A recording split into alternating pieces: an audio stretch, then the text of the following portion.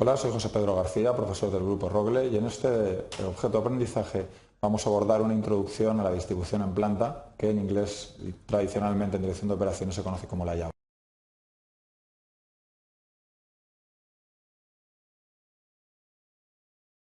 Planteado. La distribución en planta, que en inglés se conoce como layout y también en muchos entornos en español y en castellano se utiliza la expresión layout, hace referencia a la localización y disposición de todo lo que está dentro o incluso lo que está alrededor de nuestros edificios, donde ubicamos las máquinas, donde ubicamos los servicios de mantenimiento, los almacenes, cómo los ubicamos, si lo ubicamos a lo largo, a lo ancho, etc. Las características de una buena distribución en planta son, y en primer lugar, la seguridad para los empleados. De hecho, es uno de los factores más importantes que hay que observar al diseñar la distribución en planta y al mantener el control sobre la misma si los operarios tienen algún problema de seguridad ligado al movimiento de los materiales o de los equipos. La longitud del camino a recorrer por el producto o el cliente es también un criterio importante. Es interesante definir que no es la reducción de la longitud lo que es el criterio, porque en determinadas distribuciones en planta lo que nos interesa es estirar el camino a recorrer. Por ejemplo, cuando estamos diseñando un supermercado, lo que pretendemos es que los clientes recorran el máximo camino posible.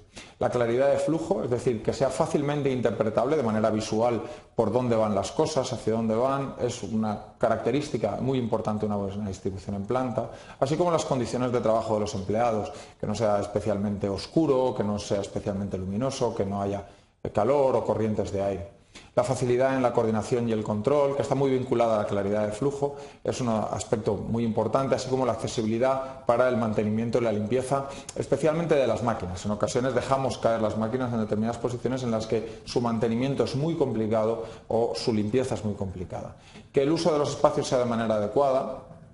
Adecuada, claro, hay que analizarlo en cada caso particular, porque en ocasiones queremos dejar mucho espacio libre y en otras ocasiones queremos que dé la sensación de amplitud entre los diferentes sectores. Y luego un aspecto que se tiene poco en cuenta a la hora de diseñar la distribución en planta es que tiene que ser flexible en el largo plazo, tiene que permitirnos aceptar cambios importantes en la demanda o en el tipo de producto que manejamos. Los factores que afectan o son afectados al diseño de la distribución en planta son los que tenemos en esta lista. ¿Por qué afectan o son afectados? Porque evidentemente estos factores nos afectan a la hora de diseñar la distribución en planta, pero una vez la tenemos diseñada, la planta vendrá el comportamiento de los materiales, por ejemplo, si los materiales tienen que enfriarse o no, si los materiales son grandes o son pequeños, eso afectará al tipo de distribución en planta, la maquinaria que estamos utilizando, si tiene un único acceso, si tiene varios accesos, si es una maquinaria muy grande o necesita sistemas de calefacción o sistemas de refrigeración especiales. ¿Dónde vamos a tener la mano de obra? Es un aspecto muy importante a la hora de diseñar la instalación, a la hora de diseñar los ventanales que tiene que tener, la luminosidad, las corrientes de aire, etcétera. La propia manipulación de los materiales, cómo se van a manipular, si los vamos a levantar con un puente grúa, si los vamos a levantar con las manos o vamos a utilizar una carretilla elevadora. Los tiempos de espera, que en ocasiones forman parte del proceso. Imaginemos una empresa de bollería que los productos tienen que perder un poquito de tiempo para que la levadura actúe y ese producto tiene que estar en algún sitio mientras tanto. Y luego cuando entra en horno también tenemos que dejar que se enfríe antes de envasarlo, porque si no también tendría otros problemas, ¿no? Los servicios auxiliares, servicios de mantenimiento, el tema de las oficinas, el tema de la generación de calor, la generación de presión. El propio edificio, porque en ocasiones el edificio tiene la forma que tiene. Hemos comprado una nave y ahora vamos a intentar meter nuestro equipo dentro. Y en otras ocasiones lo que tenemos es un solar y vamos a diseñar nosotros el edificio, ¿no? Y una vez más el tema de los cambios futuros. La distribución en planta no puede ser algo estático que dure demasiado en el tiempo, porque el mercado es dinámico y no podemos anclarnos en una posición que fue útil hace 10 años pero actualmente ya no es útil. La distribución en planta por posición fija consiste en dejar el producto quieto y permitir que los materiales y los recursos se muevan alrededor de él. Por ejemplo, cuando estamos fabricando un barco, cuando estamos fabricando una autopista, generalmente no llevamos la autopista de un sitio a otro buscando la diferente maquinaria, sino que llevamos la maquinaria o las personas, las llevamos al punto donde va a ser necesario. Se da cuando se fabrica una única unidad o muy pocas unidades, o cuando no se puede mover el producto por sus características. Los factores que dificultan el diseño de una correcta distribución en planta, en este caso concreto, es que tenemos un espacio muy limitado en prácticamente cualquier ubicación. El producto está quieto. Por ejemplo, un caso típico de posición fija es un quirófano, donde el paciente, que es el que está siendo atendido, está quieto y tiene las dimensiones que tiene. Entonces, a ese quirófano, a esa posición de la mesa del quirófano, tienen que llegar todo el equipamiento, tiene que llegar todo el personal, el médico, las enfermeras, etcétera, que tienen que apoyar la operación que se está trabajando en ese momento. Entonces, el espacio está muy limitado. Los requerimientos de materiales y recursos van variando a lo largo del proceso, con lo cual tenemos que tener unos mecanismos de entrada y de salida de flujo de materiales y de recursos, y se producen múltiples interferencias entre los diferentes movimientos de esos recursos y materiales. Generalmente eso suele llevar, pero no siempre, a disponer materiales y herramientas de forma concéntrica, ordenados por frecuencia de uso alrededor de la unidad que se está en ese momento tratando. Esa sería la distribución en planta por posición fija. La distribución en planta funcional, que en español también se suele denominar con distribución en planta por procesos, aunque este es un término que cada vez está en más desuso porque conduce a confusión, es aquella en que los recursos se agrupan en beneficio de la función que cumplen. Por seguir un ejemplo del hospital, los hospitales suelen tener una distribución en planta funcional. La unidad de hematología está junto con la unidad de hematología y luego tenemos una unidad de cardiología o tenemos una unidad de rayos X y agrupamos los diferentes recursos, los equipos, las personas, las agrupamos en función de lo que saben hacer. Los productos en ese caso se limitan a seguir su hoja de ruta, que en ocasiones es recorrer kilómetros dentro de una misma nave, yendo a buscar, pues ahora una máquina de fresado, ahora me marcho a un torno, ahora me voy a una esmelidadora, vuelvo a la fresadora y voy moviéndome en función de lo que voy necesitando en cada momento.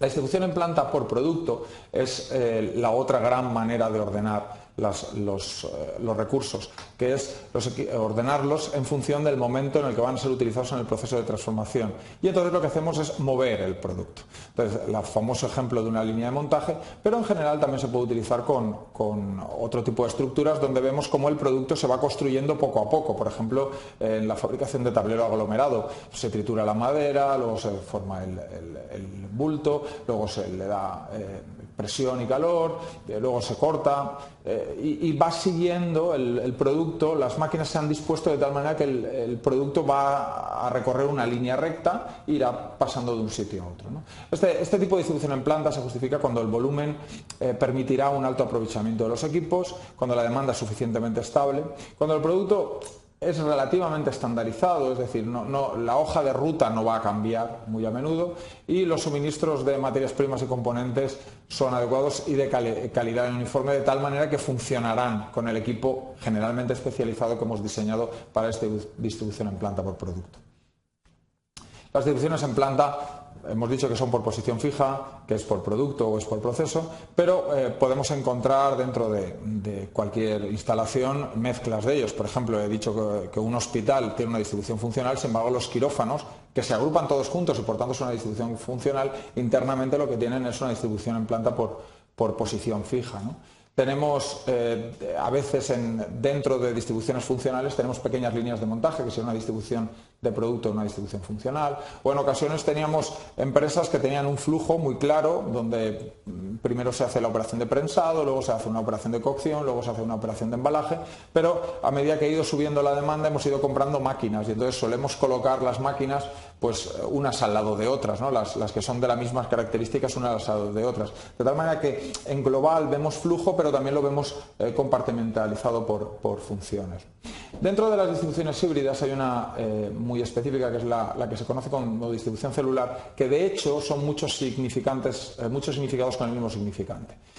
Se conoce como distribución celular a las denominadas fábricas enfocadas, lo que se conoce como fábricas dentro de fábricas o incluso tiendas dentro de tiendas, ¿no? Cuando en un determinado supermercado se hace una tienda específica dentro de una más grande, ¿no? De tal manera que los trabajadores, los equipos, los recursos se especializan en un determinado tipo de cliente o en atender un determinado tipo de demanda.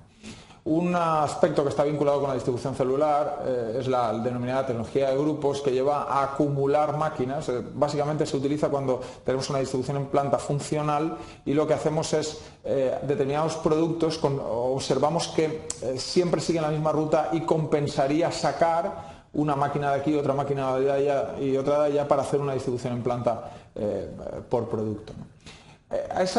Lo que obtenemos, esos grupos que obtenemos, también se les denomina células, igual que se les denomina células a los diferentes células de montaje que se utilizan en Lean Manufacturing, aunque en este caso conceptualmente la distribución celular tiene otro origen, porque en realidad la palabra celular ahí hace referencia a crecimiento orgánico, a un crecimiento poco a poco, donde si de repente necesito 2 células, pues necesito 2 células, o si necesito que la célula vaya a mitad velocidad, pues quito la mitad de los trabajadores, ¿no?